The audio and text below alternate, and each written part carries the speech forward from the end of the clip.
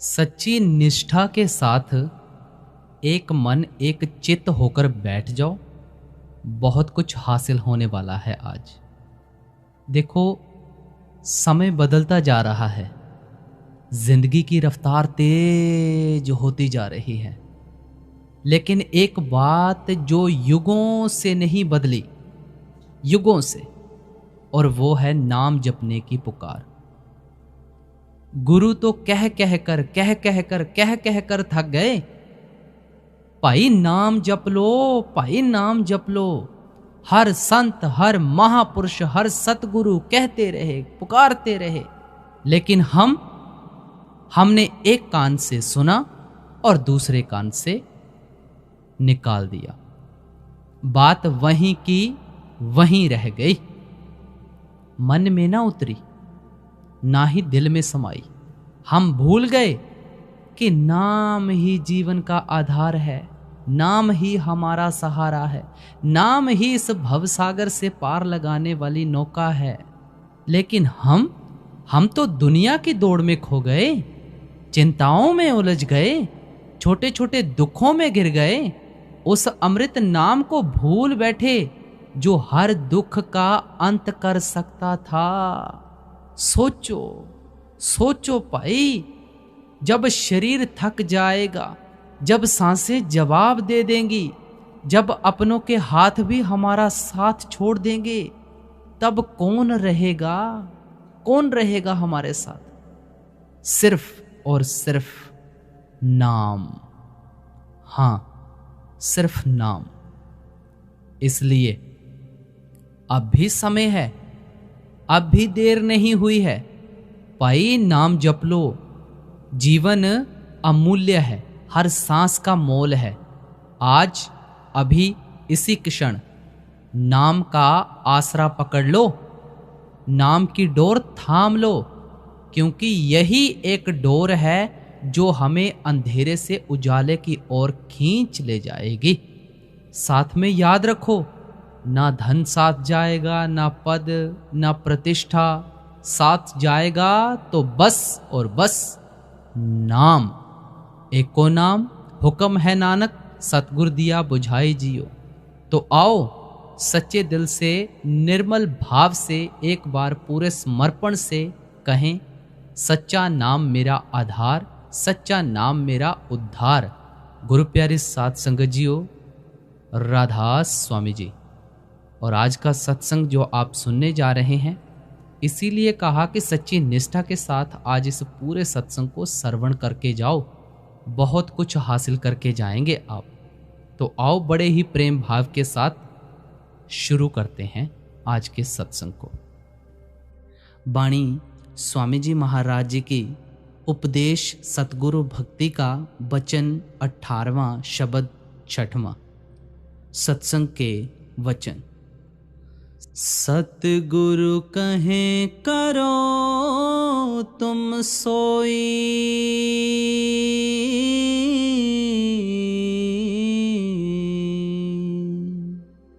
मन के कहें चलो मत कोई।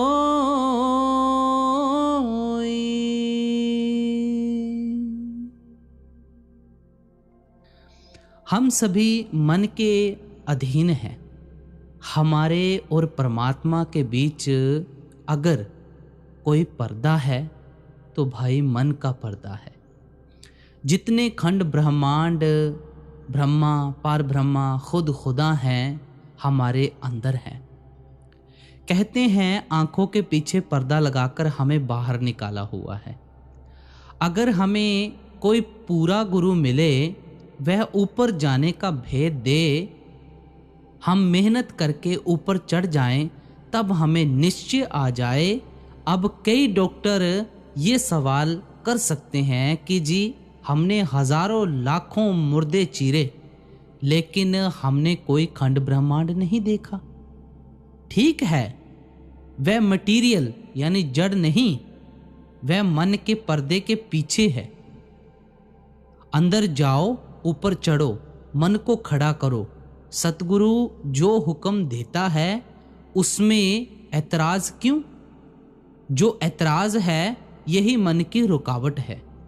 मन की आदत है ये कैद होना पसंद नहीं करता, ये चाहता है सारी दुनिया इसके अधीन हो।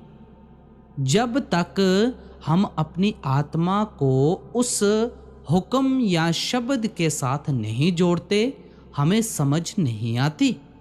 जपजी साहिब में आप रोज पढ़ते हो, हुक्मी होवन आकार हुक्मी ना कहया जाई, हुक्मी होवन जीय हुक्मी मिले वड्याई। इसी तरह ये सारी लाइन हुक्म की तारीफ करती है। स्कूल के बच्चों की किताब में एक कहानी आती है। एक रेलवे लाइन के पास कांटा ठीक करने वाला नौकर था। उसके 2 बच्चे रेलवे लाइन पर खेल रहे थे। उधर से गाड़ी का सिग्नल हो गया। अब अगर वह दौड़कर बच्चों को बचाता है तो हजारों आदमी गाड़ी के गिर जाने से मर जाते हैं। बच्चों को हुक्म दिया लेट जाओ। उनमें से एक बच्चा फौरन लेट गया। दूसरा कहता है क्यों लेटूं? इतने में गाड़ी आ गई। जो लेट गया वह बच गया, जो कहता था क्यों वह कट गया। जिसने बाप का हुक्म माना वह बच गया। इसी तरह सतगुरु का हुक्म ऐबों पापों से बचाता है। अगर पूछें ये बात मुझे क्यों कही, यहाँ क्यों कहने की गुंजाइश नहीं। अब अगली कड़ी में क्या फरमाते हैं जी। यह भो में गोते दिलवावे,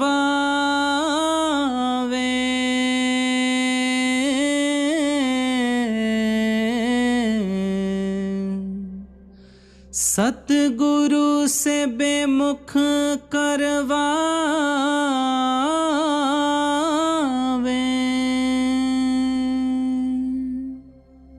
मन हमें नरकों में ले जाता है, निंदा चुगली करवाता है, ऐबों पापों में ले जाता है। यह हमारा दुश्मन है। जो दुश्मन का कहना माने दुश्मन उसे कभी नहीं छोड़ता। अब अगली कड़ी में क्या फरमाते हैं जी। काल के चक्कर में डाल घुमावे,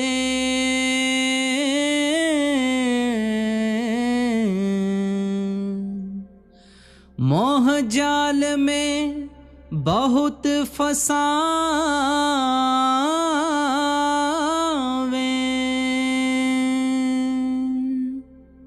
कभी बेटे बेटियों का प्यार, कभी विषय विकारों अच्छे अच्छे खाने का मोह, कभी जायदाद का मोह। हमें ये मिले वह मिले, मन हमें अंदर नहीं जाने देता। मन कैद होना पसंद नहीं करता। मन दुनिया को अपने मातहत रखना पसंद करता है। अब अगली कड़ी में फरमाते हैं जी। मित्र ना जानो बैरी पूरा,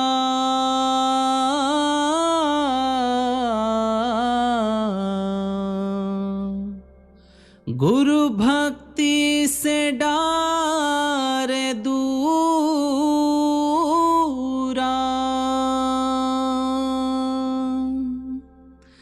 दुनिया में हमारा कोई दुश्मन नहीं। हम सभी एक पिता अकाल पुरुष के बेटे हैं। सभी हमारे भाई हैं।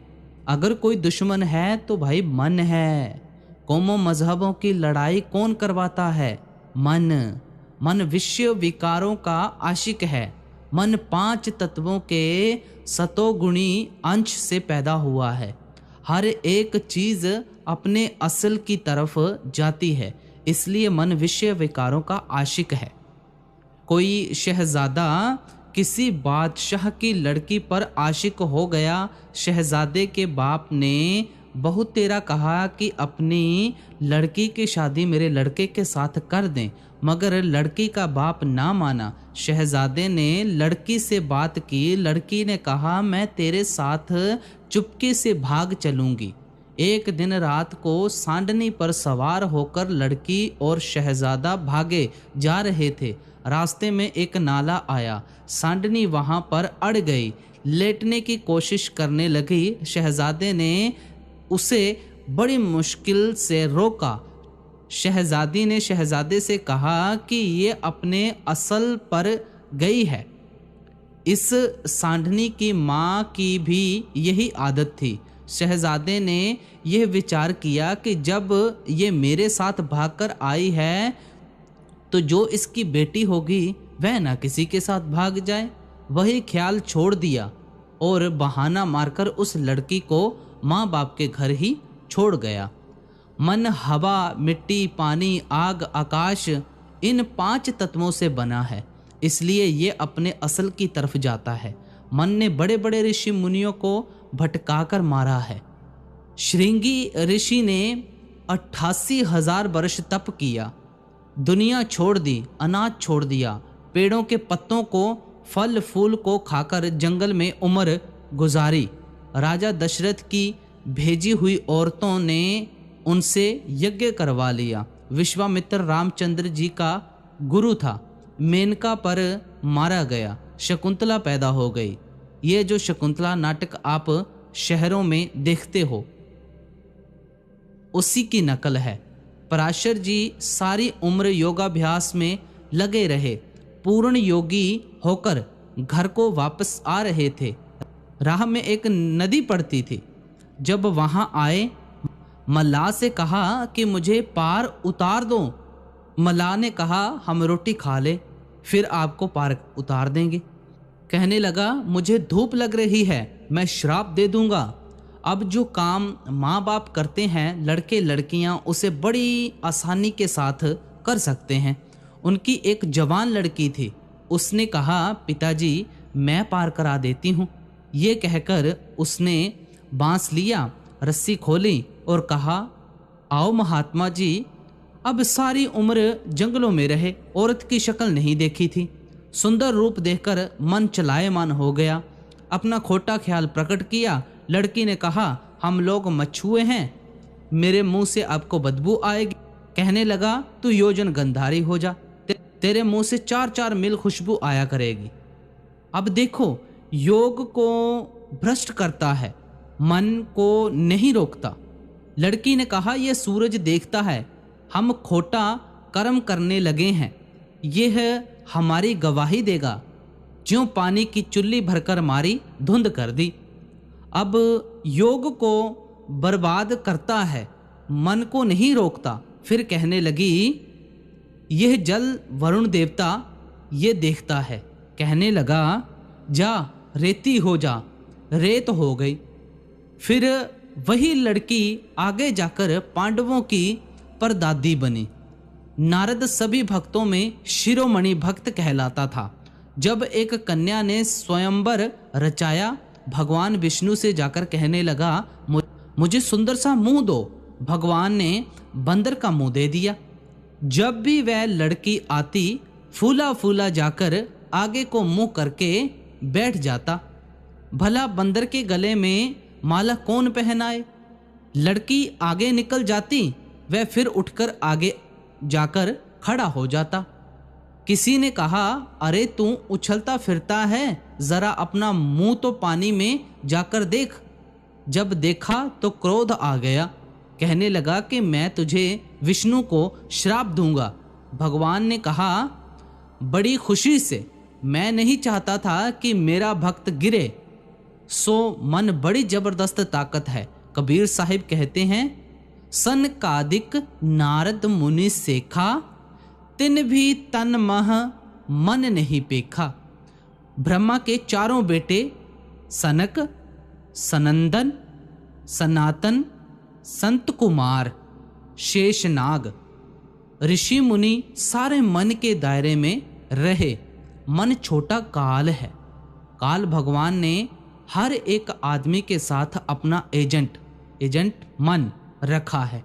और मन का ठेका क्या है कि कोई जीव मुक्ति ना पा सके। समझे मन उसके काम का एजेंट है। आप कहीं जाओ, मन एक ऐसा भूत है, इस दुनिया में भी साथ है। अगर हम तुरिया पद में जाएं, वहाँ भी साथ है। जब ब्रह्मा में जाएं, तब भी साथ है। ब्रह्मा पार ब्रह्मा का मन है। ब्रह्मा भी मन की एक उत्तम अवस्था है। जब पार ब्रह्मा में जाओ, स्थूल सूक्ष्म कारण तीनों शरीर, पांचों तत्व, 25 प्रकृतियां, माया के सारे पर्दे उतर जाते हैं। तब इसे होश आता है, ओहो मैं तो आत्मा हूं। आत्मा अकर्ता अभोक्ता है। एक सत्संगी ने हुजूर जी से सवाल किया, हुजूर जी मन को सजा क्यों नहीं मिलती? महाराज जी ने आंसर दिया, मन को सजा कौन दे? जिस काल और माया ने तुम्हें कैद किया हुआ है, ये उसी का वजीर है। मन को सजा देने का यही तरीका है कि मन को शब्द की लज्जत दो। अब अगली कड़ी में क्या फरमाते हैं जी, दारा सुत संपत्ति परिवारा,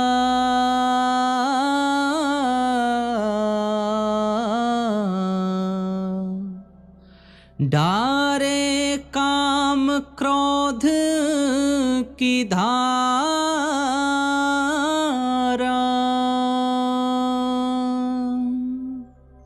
इस दुनिया में हमारा कोई दुश्मन नहीं। अगर दुश्मन है तो भाई मन है। मन से बढ़कर हमारा कोई दुश्मन नहीं है। ये ना हमें अंदर जाने देता है, ना भक्ति करने देता है, ना नेक कामों की तरफ जाने देता है। अब अगली कड़ी में क्या फरमाते हैं जी, इंद्री भोग वास भरमावे,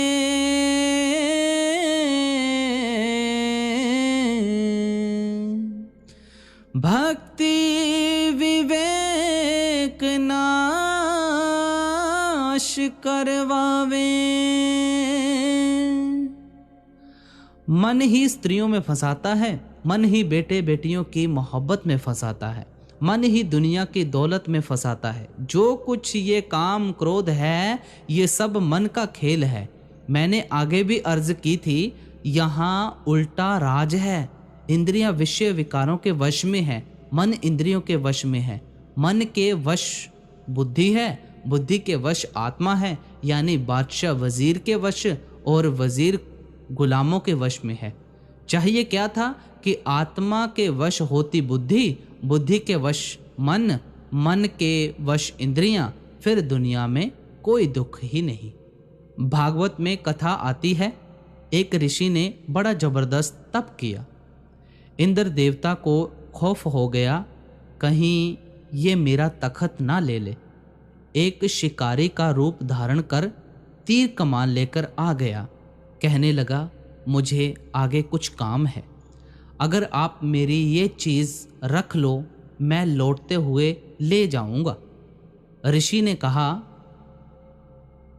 ये जानवर मारने वाली चीज़, मैं इसे देखना तक पसंद नहीं करता। तू कहता है रख दे। इंद्र फिर कहने लगा, अगर आप आज्ञा दो तो मैं आपकी कुटिया के बाहर रख देता हूँ। खैर, ऋषि नरम दिल होते हैं। उसने कहा, कुटिया के बाहर एक तरफ रख दो। जब ऋषि भजन से उठे, उसे देखे। एक दिन दिल में ख्याल आया, देखें तो सही ये चलाया कैसे जाता है। आहिस्ता आहिस्ता ऋषि शिकारी बन गया। जिस चीज़ से वह नफरत करता था, प्यार करने लग गया। जरा सा मन को ढीला छोड़ो, मन विषय विकारों का आशिक हो जाता है। मन की फौज क्या है? इंद्रियां। हर एक इंद्रिय अपने अपने भोगों की तरफ खींचती हैं। इंद्रियां भोगों में लगाकर इसकी मिट्टी पलीत करती हैं, भक्ति का नाश करती हैं। बड़े बड़े मारे गए, हम कितने पानी में हैं। अगली कड़ी में बताते हैं जी, सतगुरु प्रीतम मिले न जब तक,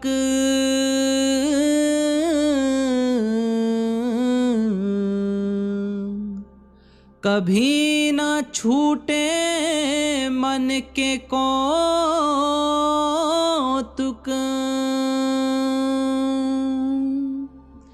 कहते हैं, जब तक कोई कामिल मुर्शिद पूरा सतगुरु ना मिले, मन काबू में नहीं आता। लेकिन अगर ये सतगुरु के कहने पर ना चले तो सतगुरु क्या करे? गुरु अमरदास जी फरमाते हैं, सतगुरु नो सबको वेखदा जेता जगत संसार, डिठै मुकत ना होवई जिच्चर शब्द न करे विचार।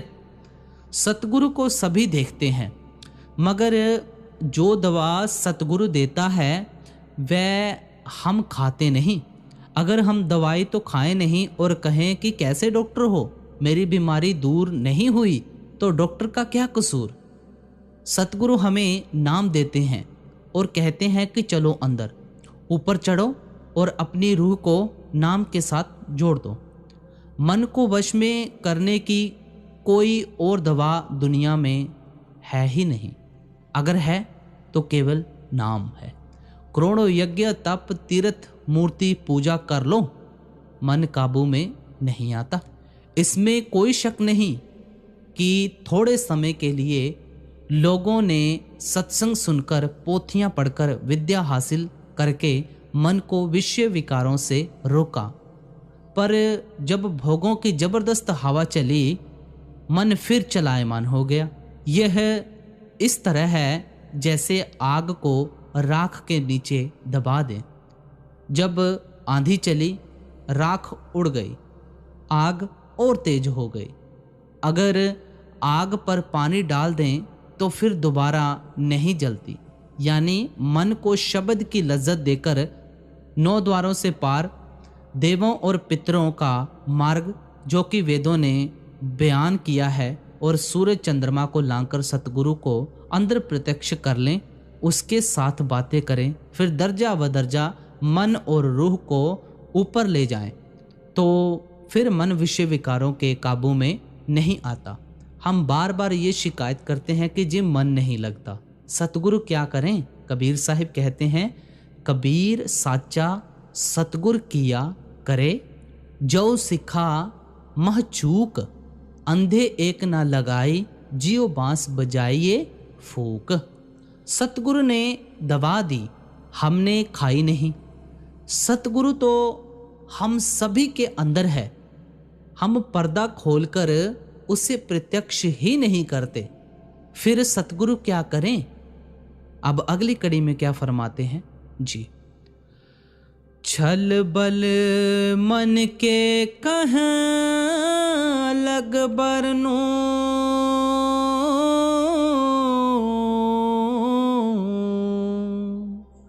ऋषि मुनि कोई जाने ना मरमो।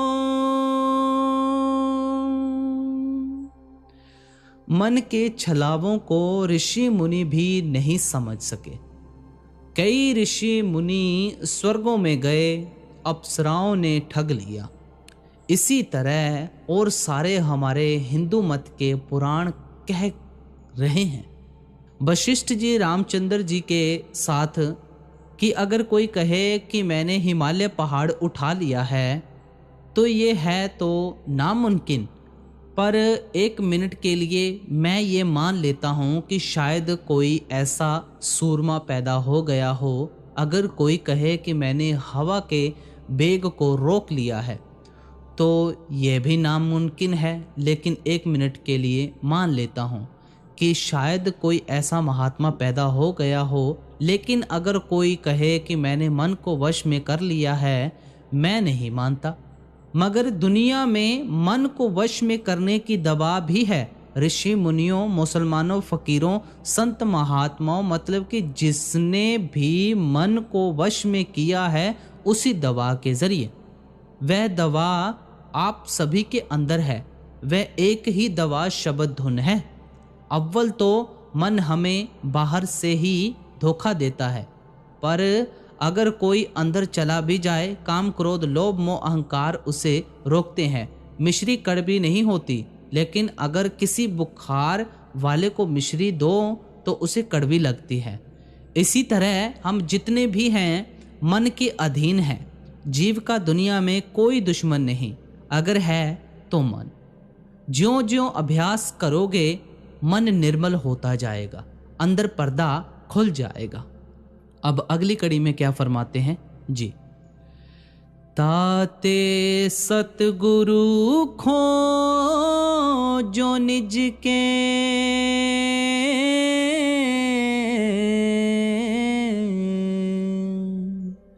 बिन सतगुरु को चले ना बच के।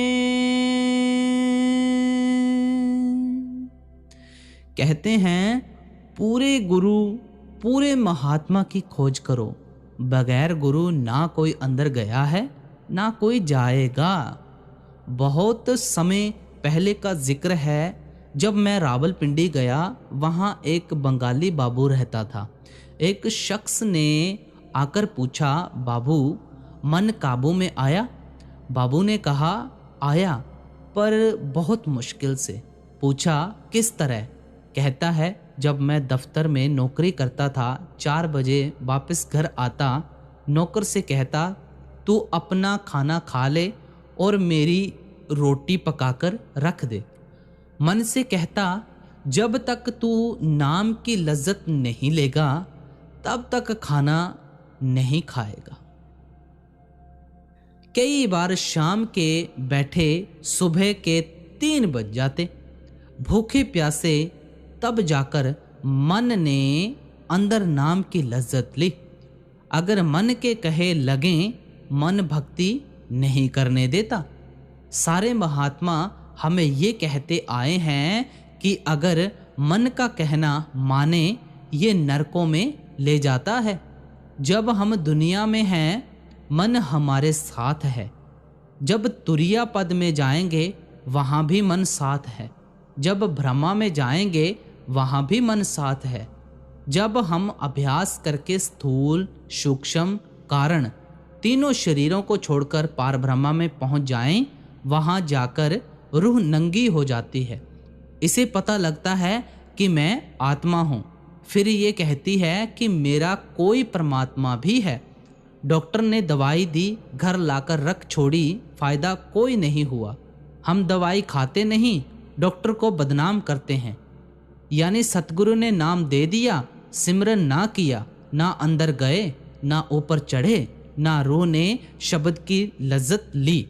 पहले तो हमें पूरा सतगुरु नहीं मिलता। पूरा महात्मा मिलना बड़ा मुश्किल है। पूरा महात्मा बिना पूरे भाग्य के नहीं मिलता। दुनिया की बादशाहत मिलनी मुश्किल नहीं, बेटे बेटियां मिलने मुश्किल नहीं, लेकिन पूरा महात्मा मिलना मुश्किल है। अगर बचाव की कोई सूरत है तो कामिल मुर्शिद की शरण है। हमारा पहला फर्ज है कि पूरे सतगुरु की खोज करें। अगर हमारा एक जन्म भी पूरे सतगुरु की खोज में लग जाए तो उसके बाद फिर मनुष्य जन्म मिलेगा और सतगुरु मिलेगा। जब सतगुरु मिल गया फिर 84 का क्या डर। जल्दी नहीं करनी चाहिए, पूरी तसल्ली करके, पूरी खोज करके सतगुरु धारण करना चाहिए। लेकिन अगर सतगुरु मिल जाए फिर मेहनत करके अंदर पर्दा खोलना चाहिए। अगर सतगुरु धारण करके फिर खोज में वक्त ज़ाया करता है तो अंदर तरक्की नहीं होती। जिस तरह जब कोई स्त्री किसी पुरुष के साथ ब्याही जाए फिर औरों की तरफ देखे, वह व्यभिचारिणी कहलाती है। हाँ, अगर राह पूरी ना मिले फिर खोज करनी चाहिए। अब अगली कड़ी में क्या फरमाते हैं जी। सतगुरु सम प्रीतम नहीं कोई,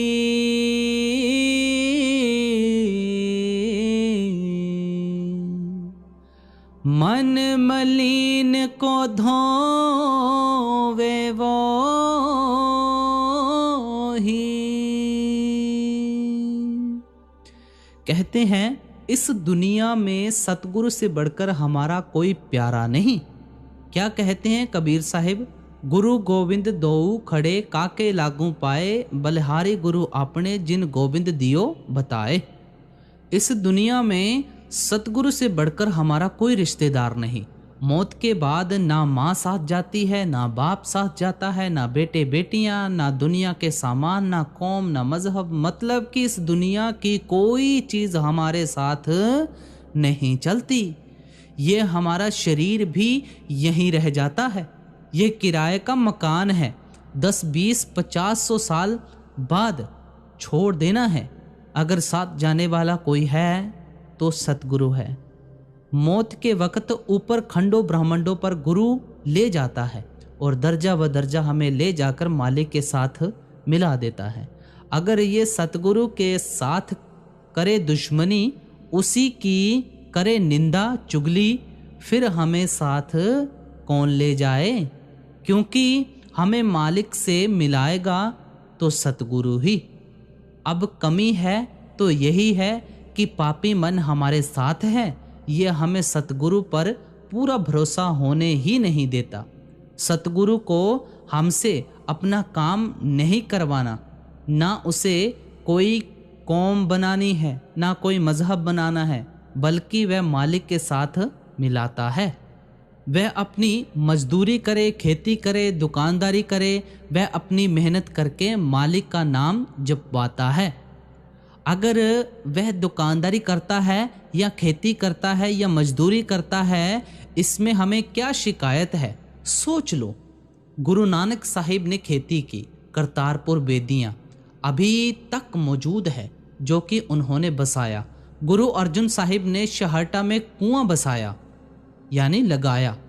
कबीर साहिब सारी उम्र ताना बुनकर गुजारा करते रहे। नामदेव जी ने कपड़े रंग रंग कर गुजारा किया। मतलब कि जितने भी महात्मा आए, हर एक ने अपनी हक की कमाई की और नाम जपा। अब जो महात्मा हमसे कुछ नहीं मांगता, अगर फिर भी हम उसके साथ प्यार ना करें, अंदर पर्दा ना खोलें, तो ये हमारी गलती है। अगर हम सतगुरु के साथ प्यार करें, हमें फ़ायदा है, हम अपने हृदय को निर्मल करते हैं। अब अगली कड़ी में क्या फरमाते हैं जी। मेरा भाग उदय हुआ भारी,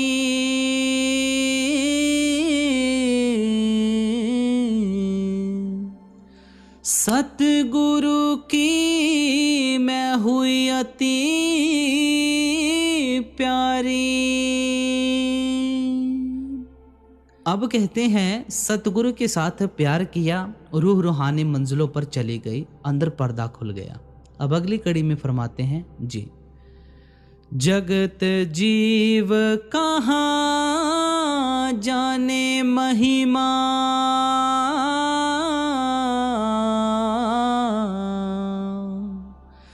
वेद कतेब न जाने मरमा।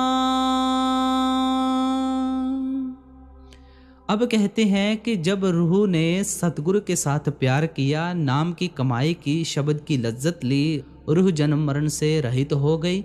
सतगुरु कृपा करे तो हम सतगुरु को पहचान सकते हैं। अगर कोई अंधा कहे कि सुजाखे आंखों वाले को पकड़ूं, तो नहीं पकड़ सकता। संत खुद ही दया करके अपनी पहचान करवाएं तो करवा सकते हैं। जब तक ये तीनों गुणों से पार यानी तुरिया पद ब्रह्मा पार ब्रह्मा को पार करके ऊपर ना जाए, तब तक ये गुरु को नहीं समझ सकता। कृष्ण भगवान भी फरमाते हैं, त्रैगुण्य विश्या वेदा निस्त्रय गुण्यो भावार्जुन। जो वेद है तीनों गुणों की हद में है, वह मालिक चौथे पद में रहता है। जब महात्मा ऊपर की अवस्था में जाते हैं तो साफ साफ कह देते हैं। अगली कड़ी में फरमाते हैं जी। ज्ञानी जोगी सब थक हारे,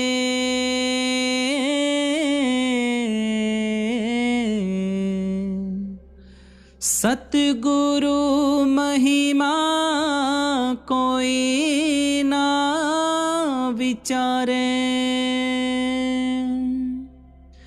ताते सतगुरु शरण पुकारूं।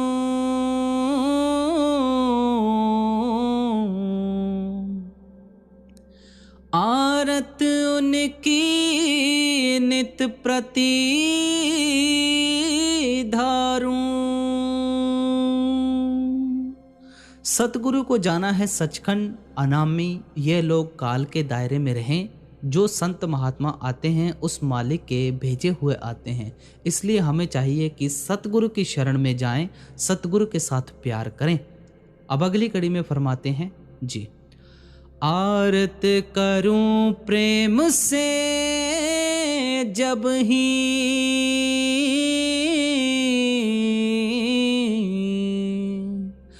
कुल परिवार तरे मेरा तब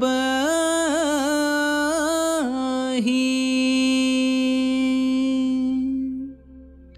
एक जीव को नाम की लज्जत आ जाए, वह चाहता है कि सारा जहान नाम में लग जाए, फिर वह सारे परिवार को नाम दिलवा देता है। अब सारा सत्संग फरमाकर अंत की कड़ी में क्या फरमाते हैं जी, आरत विधि अब करूं सिंगारा,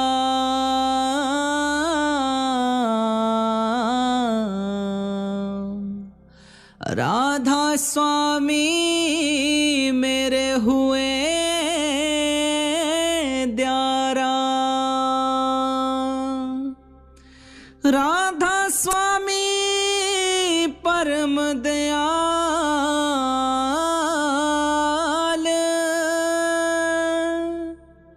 कर आरत उन हुआ निहाल। ऊंचे से ऊंचा सबसे आखिर में स्वामी पद है। सारे महात्मा स्वामी स्वामी पुकारते आए हैं। गुरु नानक साहिब ने भी स्वामी कहा है। तुलसी साहिब कबीर साहिब ने भी स्वामी जी महाराज जी ने कुल मालिक को रूह का स्वामी यानी राधा स्वामी कहा है। तो प्यारे साथ संगत जी, आज का सत्संग हम यहाँ पर समाप्त करते हैं। बाबा जी महाराज जी की तरफ से आपको बहुत बहुत प्यार और आशीर्वाद। तो आप जी को सभी को राधा स्वामी जी।